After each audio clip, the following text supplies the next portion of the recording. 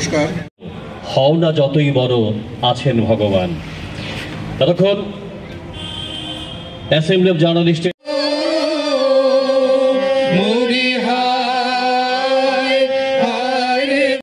যে প্রতিবাদ এবং বরিষ্ঠ সম্পাদক তথা সাংবাদিক সুবল দে মহোদয় এই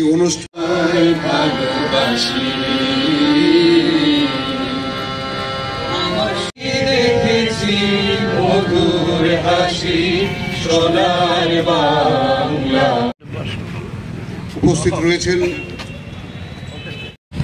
এবং তার যে গতি প্রকৃতি, ওনার সারিত বক্তব্যে এ ধিক্ষার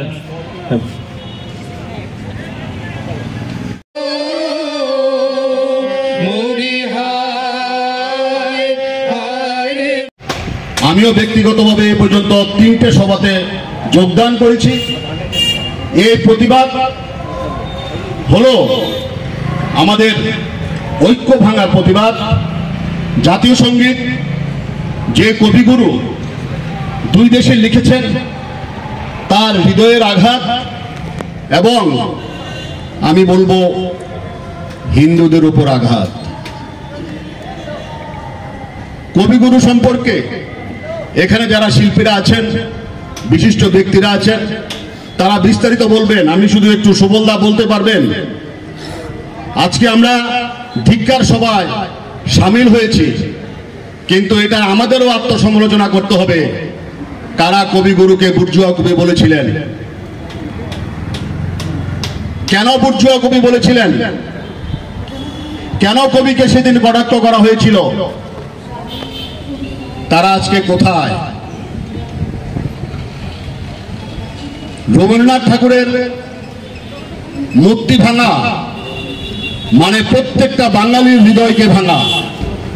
প্রত্যেকটা বাঙালির হৃদয় ক্ষোভে আজকে ক্ষত বিক্ষত। প্রতিবাদের ভাষা আজকে কোথায়? তাকে জানাবে যিনি বাংলাদেশের শাসনে বসে রয়েছেন, উনি স্বৈরাচার।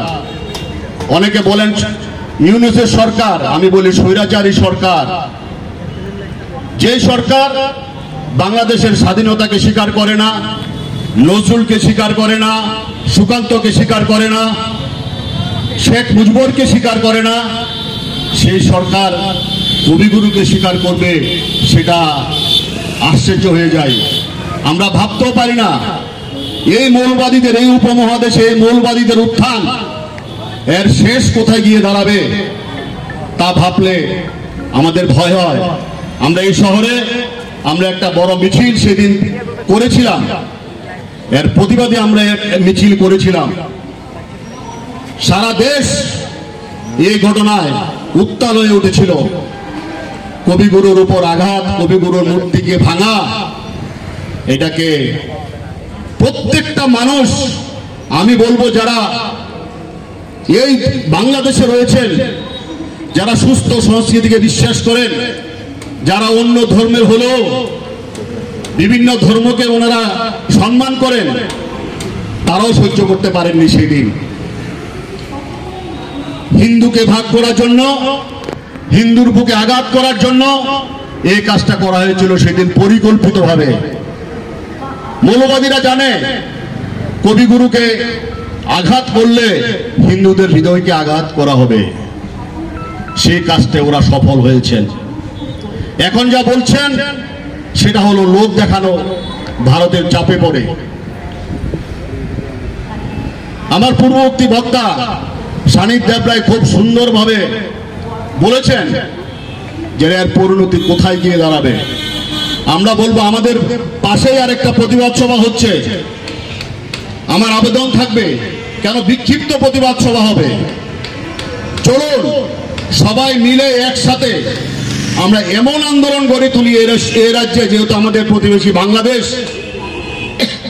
ওরা বুঝে নিক যে হিন্দুদের বুকে আঘাত লাগলে এর শেষটা কোথায় গিয়ে দাঁড়ায়। অনেক অনেক ধন্যবাদ।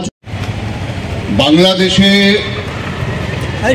রবীন্দ্রনাথের পৈতৃক ভিটেতে তথা কাছারি বাড়ি হিসেবে যেটা একসময় প্রখ্যাত ছিল, সিরাজগঞ্জের সেই কাছারি বাড়িতে দুষ্কৃতীদের আক্রমণ, সেটা সমস্ত বাংলা ভাষাভাষী মানুষ তথা সংস্কৃতি প্রিয় মানুষ তথা গোটা বিশ্বের রবীন্দ্র অনুরাগীদের শিহরিত করে দিয়েছে। এর আগে আমরা দেখেছি এই বাংলাদেশে আমাদের বিখ্যাত চলচ্চিত্র পরিচালক ঋত্বিক ঘটকের বাড়ি ভাঙচুর হয়েছে, সুচিত্রা সেনের বাড়ি ভাঙচুর হয়েছে, অভিনেত্রী সুচিত্রা সেনের। এমনি বহু সংস্কৃতি প্রিয় মানুষ, আপনারা সবাই জানেন একটা বৃহত্তর দেশের অঙ্গ ছিলাম আমরা প্রত্যেকেই এক সময়। একটি সামাজিক এবং রাজনৈতিক কারণে আমরা বিভক্ত, তা সত্ত্বেও বাংলাদেশের সঙ্গে ছিল আমাদের একটা নারীর যোগাযোগ। পরিবর্তিত পরিস্থিতিতে বাংলাদেশের নতুন সরকার এবং তার প্রধান উপদেষ্টার নিয়ন্ত্রণে থেকে এই সমস্ত কর্মকাণ্ড বাংলাদেশে ঘটছে বলে আমরা বিশ্বাস করি। একটা অত্যন্ত ন্যক্কারজনক অসাংস্কৃতিক পরিবেশ সেখানে গড়ে তোলা হচ্ছে, যেখানে ভাইয়ে ভাইয়ের মধ্যে দাঙ্গা লাগানো হচ্ছে, নারীদের উপর লাঞ্ছনা নেমে আসছে এবং সার্বিকভাবে সংস্কৃতিকে জলে চুবিয়ে মারার অবস্থা হয়েছে। এমনি একটি অবস্থায় রবীন্দ্রনাথ যে বাদ থাকবেন না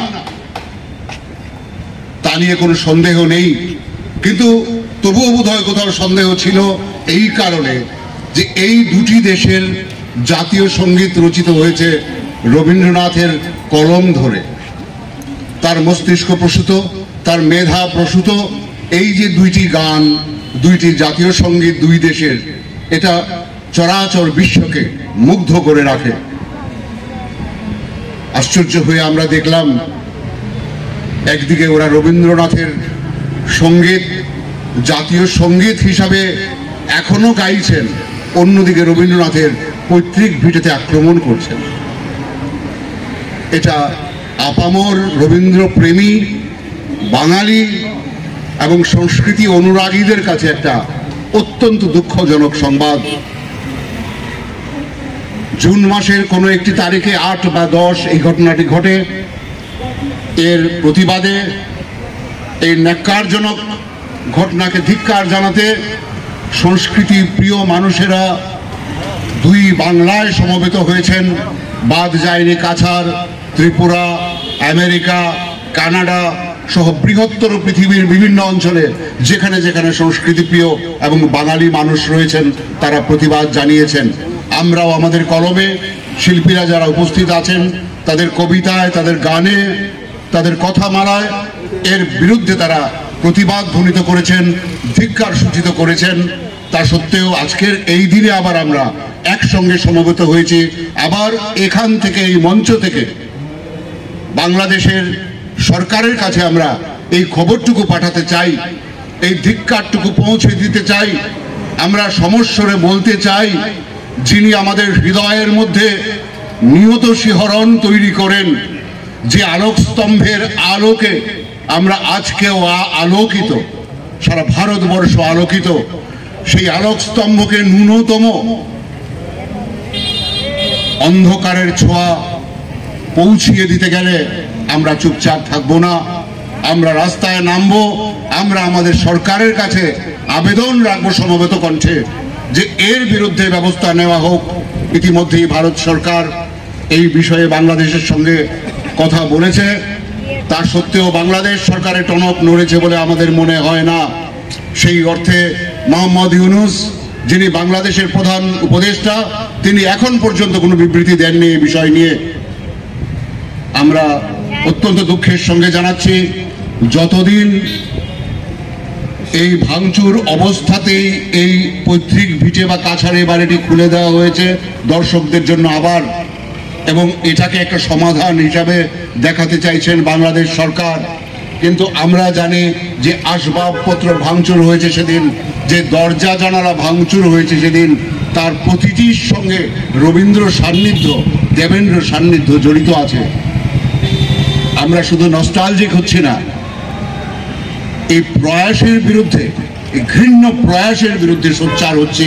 আজকে এই মঞ্চে যারা আছেন তারা এই রাজ্যের বিশিষ্ট শিল্পী, সংস্কৃতি প্রেমী এবং সাংবাদিক, একে একে তারা এর বিরুদ্ধে ধিক্কার সূচিত করবেন এবং এই মঞ্চ থেকে আমরা একটি বাক্য, একটি প্রতিবাদ দুই দেশের প্রধানের কাছে পৌঁছে দিতে চাই, আপনারা এর বিরুদ্ধে ব্যবস্থা গ্রহণ করুন।